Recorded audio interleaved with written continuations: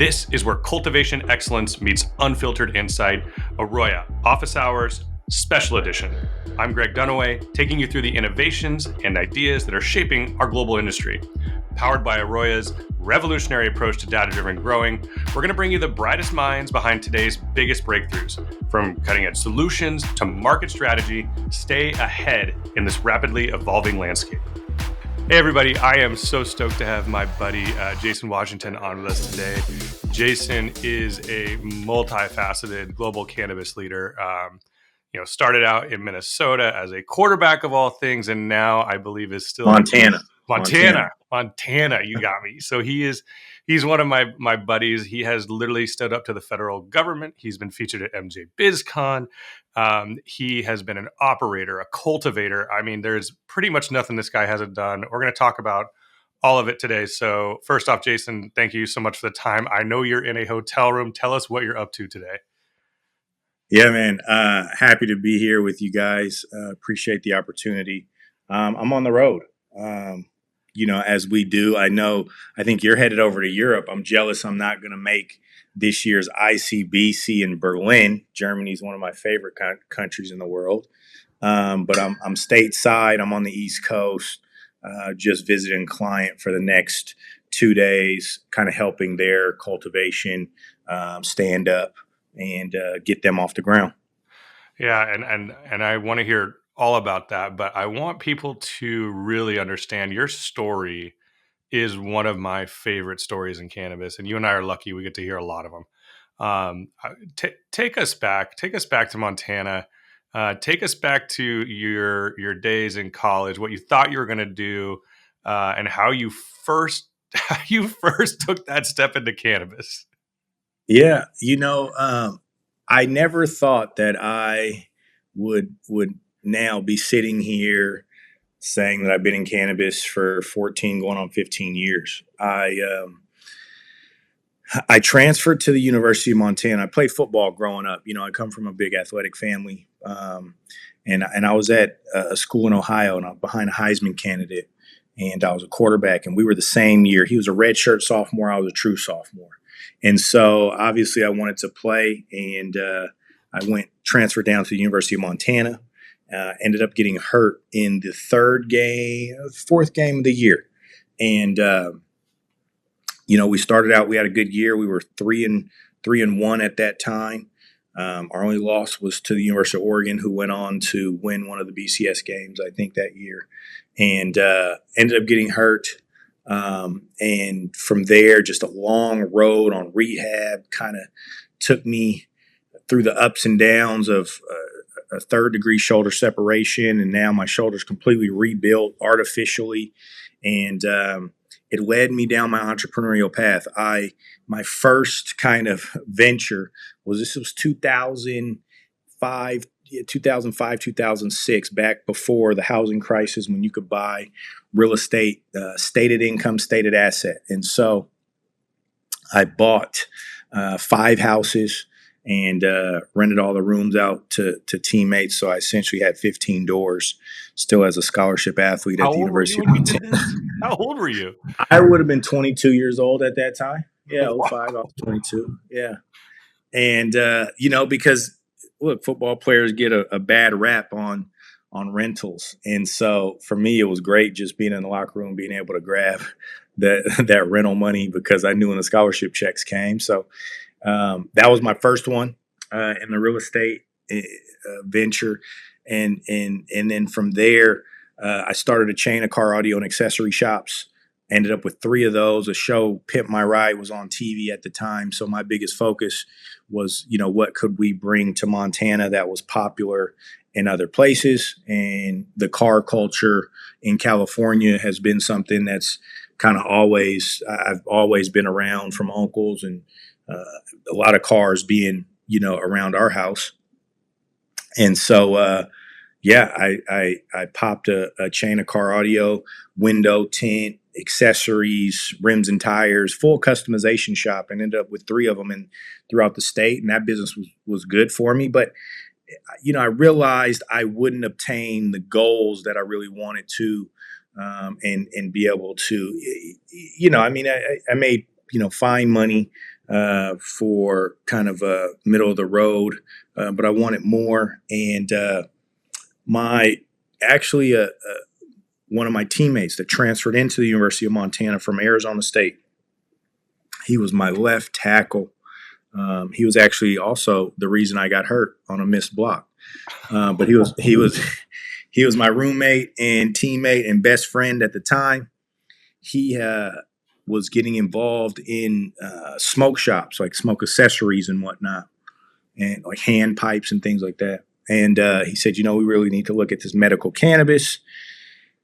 And I was I was reluctant for probably the first 6-8 months, until finally it just he kind of wore me down. And, we jumped in, we started the business with $3,000. And at the end of that year of actual operations, I was looking at $1 million in net profits as a kid. Yeah, I was 24 years old, and seeing that kind of money stacked up in front of you was intoxicating. And also, too, look, I'll firmly admit, no bullshit here. At the time, I thought it was a disguise for people who just wanted to get high. I didn't really believe in the medical benefits, but we were operating within state law. So who am I to tell consenting adults they can or cannot enjoy something? But after working in a dispensary every day, after being at clinics, after being hearing the science and hearing the testimonies of people, I became a believer real quick and really stood on and stand on operating first and foremost from a medicinal purpose, but now in the recreational market too. I believe cannabis is a much more beneficial option than some of the others that are out there. And you kind of, I know this about you. You're being humble. I think give some context around those operations in Montana. I mean, at the height of what you had accomplished in Montana at your age, what did your operations look like? What was your day-to-day like? Yeah, I mean, my it's funny. My day-to-day still seems to be about the same 18-hour days, all after all these years. But 5 retail stores had to be fed by 2 cultivation facilities. Now, this is before any sorts of cannabis-related systems in place that would help you track these things. So it was a lot of manual paper, if you will, tracking of harvest times and drying and curing and being able to project what would be ready for the stores. Then having to go out and secure other product. I mean, I was probably the largest consumer of, they had something called caregiver to caregiver. So you caregivers in the state could purchase produced medicine from other caregivers in order to take care of your patients if you had a need. And so I was probably the largest consumer of caregiver to caregiver product to ensure that my patients were all taken care of. And when you think about, I think you and I've talked about this before, when you think about that life you were leading, at what point did it kind of get absurd? Like, at what point did you ever feel like you were over your skis? Like, because that is a lot to take on. And again, how old were you at that point? At that time, I was 24. So 24 was my first year in. We got raided in November of 2011. So that would have been my 3rd year in. So 27 going on 28 is when the feds raided me. And so actually 28 going on 29 is when I was fighting the indictment and fighting my case. But look, I mean, the cultivation facility, one of them we had was kind of up on a reservation. And so, that's a 3-hour drive from our main hub. And then there were the other smaller satellite stores, which were then an hour. It was like a hub and spoke kind of model. Those were an hour out from the main hub. So just having to, the logistical part of running the stores. And our stores were open um, eight from 8 a.m. until 9 p.m. I think was the cutoff on when those guys could be open.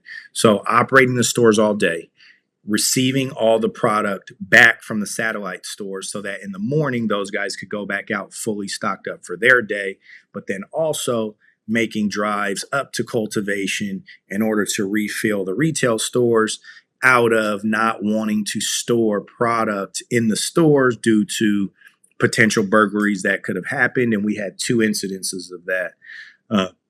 Not much was taken, but more damage was done than anything. Well, you hinted at it. Let's dive in. So you're out there. You're Montana state compliant. You're a pioneer. You're doing things by the book, and the feds show up. And Yeah. take us through that. Not only the kind of kind of the step by step of what happened, but what your mind is thinking at this point, because you're sitting there going like, crossing the T's, dotting the I's, right? Yeah, it was funny because the feds had come through Montana earlier that year. I want to say in March of 2011. But the notion was the reason they had come through was there was a facility that was on the main highway. It was kind of, a finger. It was in the Capitol. It was everybody could see it. The lights are on at night, so you could see the plant. So we kind of thought that was more of a retaliatory kind of raid, if you will, against these guys who were trying to make a statement. And the way we ran our operation was very, that's why there's not outside of DEA surveillance pictures and videos.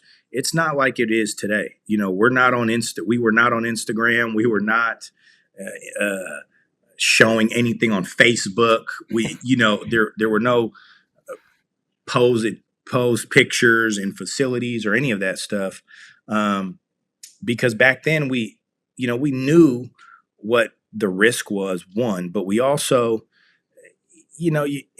specifically in a conservative environment like Montana, you don't really want to put your business out there, and so we didn't operate in that way.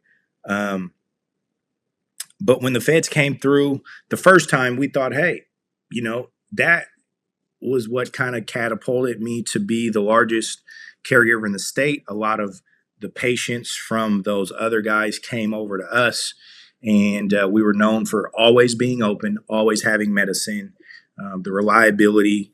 And so it really just kind of catapulted me to the next level, I think. And then, when you're the biggest, I think you have a target on your back, and every article, every news clipping, every news segment always led with former Grizzly quarterback. So the sentiment was, look, everybody thought in the industry amongst caregivers, you guys are the biggest. They'll never take you down. But when they came, they raided 12 locations simultaneously, and they came with the High Intensity Drug Task Force. It's called HIDTA. They called in a bunch of agents from Denver, Colorado, and they hit everywhere at one time. And so they did take us down, and they came full force. I stood on principle and took them to trial because we were following Montana law. At that time, I was a graduate of the University of Montana. I was a Montana resident. I was a Montana business owner. For all intents and purposes, I was a Montanan. And so I thought that if we stood on business from a perspective that a jury of Montanans wouldn't I did not believe that a jury of fellow Montanans would convict me. And I think that we would have had some chances, man, to beat it at trial through the voir dire process. Had one gentleman who still, I think about this all the time. He stood up. He was on questioning. He was on final round. And if you know how that process worked, jury selection, the prosecution gets X number of strikes and the defense gets X number of strikes. And so this one gentleman who was the prosecution had one more strike, and I thought that they were going to strike this lady, which we all thought they were going to strike. but they end up striking this man because he said he was an old cowboy guy, had like a shirt that was with the pearl button pockets on the front, and he just said, "Look, man, if if this is about medical cannabis, I'm gonna cut him loose." And so that's what ended up striking him, and that's what kind of sealed my fate there. So again, you go from essentially running a completely legitimate business, making really good money for your age. You're an entrepreneur. You've got businesses left and right. You had the car audio, you had cannabis, and all of a sudden, you're facing down some serious charges. What happened next for you? I mean, because I'm lucky. I know the end of this story, but for those of you who don't, you Yeah, went through some really tough shit, and then to get us look, to the it took. guiding light or the light at the end. Yeah, for sure. I was indicted initially on 3 counts: conspiracy to produce over 100 kilos, which carries a mandatory minimum 10 years. Possession with the intent to distribute over 100 kilos, which carries another consecutive mandatory of 10 years, in possession of a firearm in furtherance of drug trafficking. So in Montana, carrying guns is kind of the norm. So they used my concealed carry permit that was issued by law enforcement, which is double jeopardy and entrapment in itself, as a way. They use these indictments in all of these years to stack up the numbers. So when they present it to you, it looks like you're going to prison for the rest of your life, and it's designed to scare you. At that time, though, I had just had my son. He wasn't even 1 year old when I went to trial. He was maybe 7 months old at that time. Yeah, 6 or 7 months old. But I just felt that if I don't stand up for what's right, and what was right was I was a licensed caregiver by the state of Montana. I had licensed business locations in every spot where we had a dispensary. That means city ordinance signed off, issued us a business license. The state of Montana, there is no sales tax in the state of Montana, so there was no board of equalization or anything like that, what we have in other states. But all the possible permits that existed, we had them. And so, for me, it came down to, we knew the job was dangerous when we signed up, and this is a possible consequence. So you stand up and you fight for what's right. And in that situation, what was right was not for the argument to be the indictment should not have been the United States of America versus Jason Washington. All that I did was follow a program to the T that was issued and designed by the state of Montana, and that we may have executed it better than anyone else, but I should not be punished for that. And so I felt that argument needed to be taken that was an argument between the state of Montana and the federal government, because by definition, the state of Montana should have been my co-conspirator, because they gave me permission to conduct this business. Right. So I at that time I felt that they, should have also been a part of that conversation. So you stood up. You were the one who fought. I know there are other people in your shoes, particularly in that state, who chose not to. And my question for you is, we don't have to go into the nitty-gritty details, but I think it's important for people to know, on a personal level, how did you feel knowing that you were the only one who was willing to stand up? Well, I'll tell you what's crazy is some of the some guys who went on to be very large players in the recreational cannabis space in other states were my business partners on paper, talked to the feds, and exchanged immunity to testify against me, to avoid prosecution. And those guys went on to make a lot of money in other states. And when I say a lot of money, I'm talking, millions of dollars, hundreds of millions of dollars. on other deals that they became a part of. And, you know, I come from Oakland, California. Growing up, I can't do the rat thing. It's not in my genetic code and DNA. I'm not built like that. I'm not.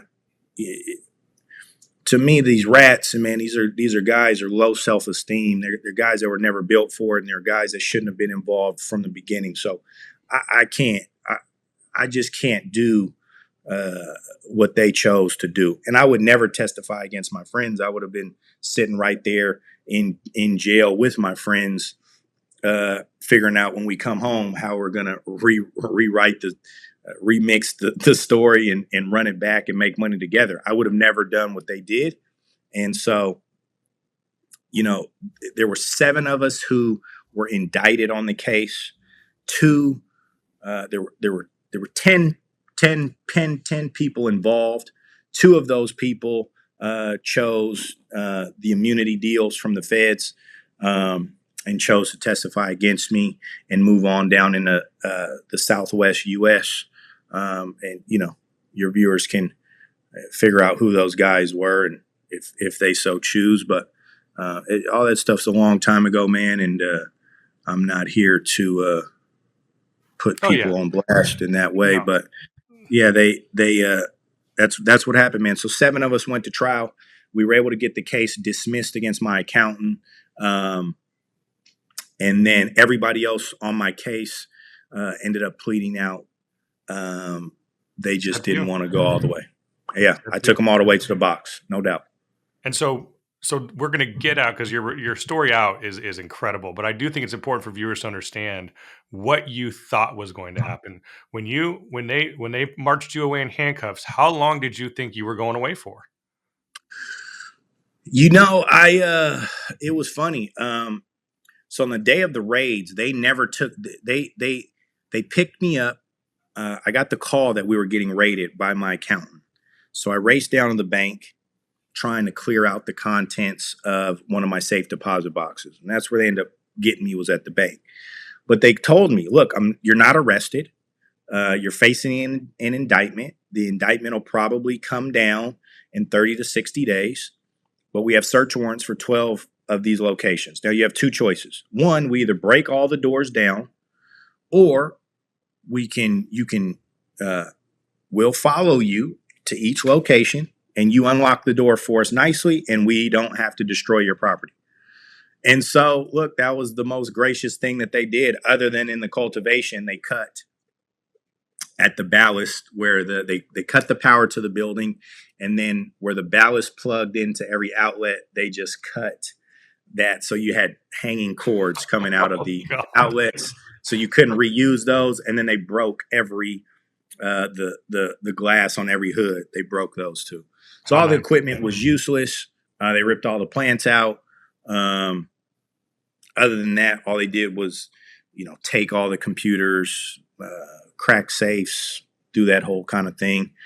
Like kind of looking for not much that they didn't find. And so at the time, I didn't know what was going to happen.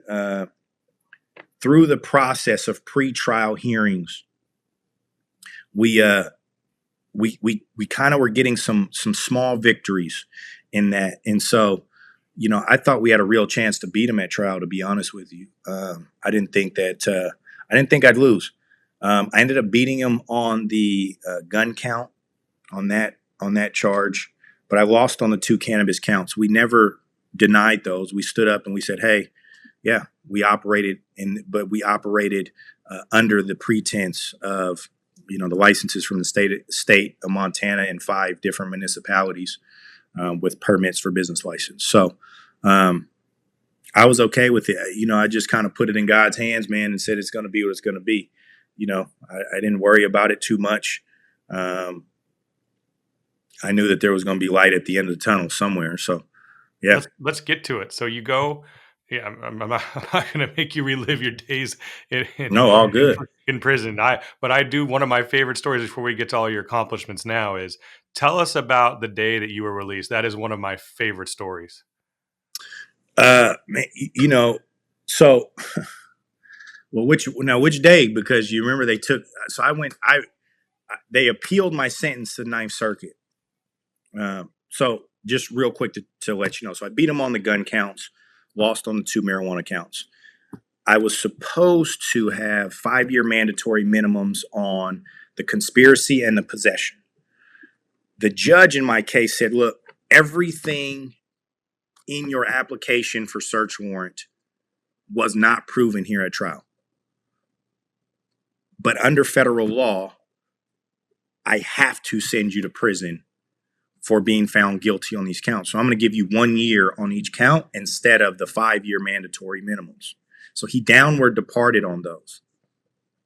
Now it's up to a federal judge. You know, federal judges can do whatever they want.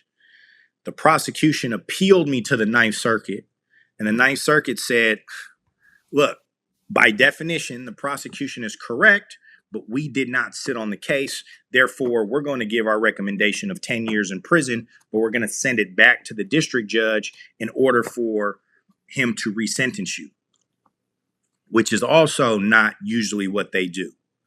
What usually will happen is the Ninth Circuit will issue a ruling and say, yep, we believe you should go back to prison for 10 years. And then most times the district judge will just agree with that ruling and send you for 10 years. Well, this judge said, look, I sat on this case for 2.5 years of my life. Nothing was proven here. And so I'm going to resentence you now. And he said, you ready to be resentenced? Stand up. First of all, he said, well, why are you in my courtroom in orange, as if I had violated or something? Because I was out. I had already served my time. I was in the halfway house. I was back working at the stereo shop. And then the marshals came in and scooped me up one day. Well, my judge said, you ready to be resentenced? So I stood up. At that point, is when I was scared, because I had just come down from being in custody at that time for 15 months. I was in the halfway house for a month, so starting to reacclimate to society. And then the marshals come scoop me up, take me back into custody for 2 more months, awaiting this decision from the Ninth Circuit. So he resentenced me. And what he says is, I'm going to reduce your sentence from 24 months down to 21 months. And what that means is you're going to go home today. And the reason I'm doing that is because, and he looked right at the prosecutor, he said, you've already held him in confinement longer than I had intended. And if you want to appeal that sentence, go ahead, and I'll just get rid of the probation tail at the end. So I had a 4-year probation tail. I went back to the University of Montana, finished my 2nd degree, and ended up getting off probation in somewhere maybe 16 or 22 months. I don't exactly remember, but it was about half the time. That is my favorite part of the story, is that judge saying, hey, yeah, try and come after him one more time. See what happens. Yeah. I love that. Yeah.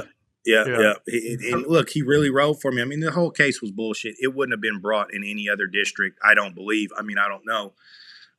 Once they get a hard on for you. And, you know, I mean, we don't have time to talk about all the stuff, but there was a lot, man. You know, when you fly in private planes and have houses in multiple states, I think all of that looks as if you are doing illicit activity outside of the realm of medical cannabis, but you know, we weren't. No, so they thought you were Al Pacino, you know, since absolutely, no doubt. But you know, look, when you work harder than everybody else, that's kind of always, that's the only thing that doesn't leave you, is there's no substitute for hard work. No, and we're going to start talking about that right now, because what I wanted people to understand now is you are out. You have been completely burned by this industry. I'm going to go ahead and assume that nobody reached out to pay your legal defense from your former partner. So here you are, and you have a choice. What am I going to do with the rest of my life? So what did that look like for you? What led you back into cannabis, and how did that happen? Yeah. So when I got back out, I was mad at cannabis. I was angry at it because I didn't feel like the industry stood up for me. You know, for all the patients that we took care of for so long, I didn't feel that there was any moral justice or victory that came from that. So, when I was in prison, I was a barber. And I talked to, the guys who seem to still have some motion on the street, seem to kind of still have something going on. And it always came down to the old mafia guys. And they'd say, like, look, when you get home, stay away from the drugs and get involved to the sanitation.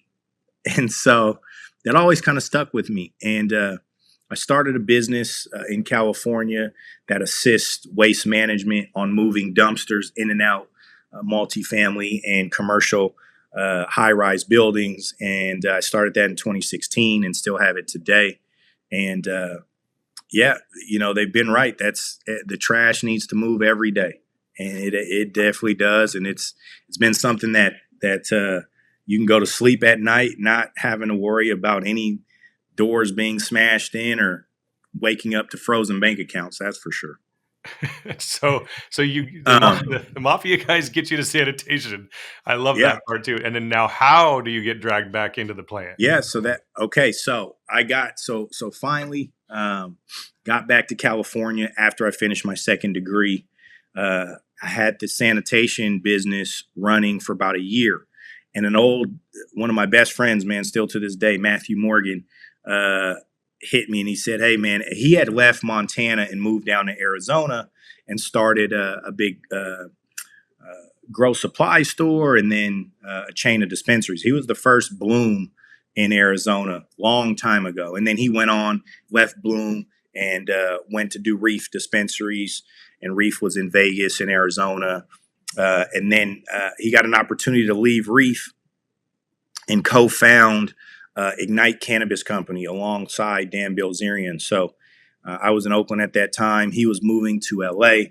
He called me up and he said, hey, man, are you ready for one more go at this thing? I think we can really make a run. And, I thought about it for a little bit and everything kind of just kept. I mean, the momentum was really picking up around legalization in California and all that stuff. And so everything just was kind of headed in that direction, And so I said, look, man, maybe it's not the life I chose, but the life that chose me. So let's get back in and let's go. And got back in through Ignite. I was a director of operations through Green Axis Capital, which was a Canadian funded venture to start Ignite Cannabis Company. And that was alongside Matt and Dan. Look, we gave it a go. I think the business took a turn that wasn't adopted fully by the core cannabis industry. The kind of the parties and the all of the more or less marketing that went towards the product, everything at the core of cannabis was kind of forgotten about. And so it turned and morphed into something that was more of a show than what the core reason for me being involved. So it just came a time where it was time to move on. And through that came the birth of Kulture. And so that's what I operate now, and that's what I have now. And let's talk about it, because Kulture, for all those people who are going to go Google this, Kulture, Kulture Global, I cannot begin to think about the different arms that you have and different ideas you have. For all those guys who are listening to this, guys and girls who are listening to this, your entrepreneurial spirit is crazy. I mean, I think we just heard 6 businesses you started. So what was the genesis of Kulture, and what has it morphed into over time? Yeah. Kulture started out as it was our next spinoff, leaving Ignite. And what Kulture was going to be was a chain of retail dispensaries, kind of a roll up across California and Canada. But we quickly realized that being stuck to one location was very difficult. And what we needed to do was utilize our expertise across the entire supply chain into the different aspects of business. And so the next step in the evolution of Kulture was developed into an agency. And the agency side of the business was to help with marketing, branding, sales, aggregation for brands, providing operational expertise. Where I like to specialize was bringing legacy operators. The definition of legacy operators, guys who's been in the business for 10 plus years. If you've been involved for 10 plus years, you've been involved in an environment that was not always so copacetic and so what we have now and so comfortable. And so I identify those men as legacy operators, men and women as legacy operators, and people who have been around when things weren't so cushy. And so placing legacy operators, being that connective glue between corporate cannabis and legacy operators, because they're two different languages, right? And legacy guys don't always understand the financial demands that come from money that's been raised into different ventures. And so to be that glue and that translator in the middle is where I, really had excelled for a period there. So that was kind of the full offering at Kulture. Then we dove into developing a clothing line to go along with the brand, kind of the parent brand. And then we also operate 3 brands, going on 4 brands under the umbrella as well. Before I hadn't got back into kind of the plant touching activity, it was more ancillary services. But now we operate 4 different brands in California, and we're looking to expand those into other states.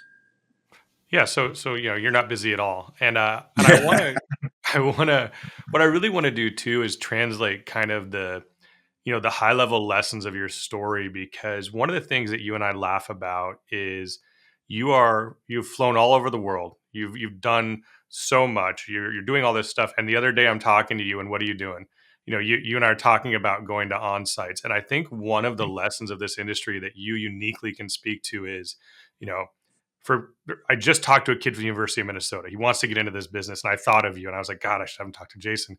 What is it about this business that what do you think a lot of people underestimate about the hustle and the grind of this business?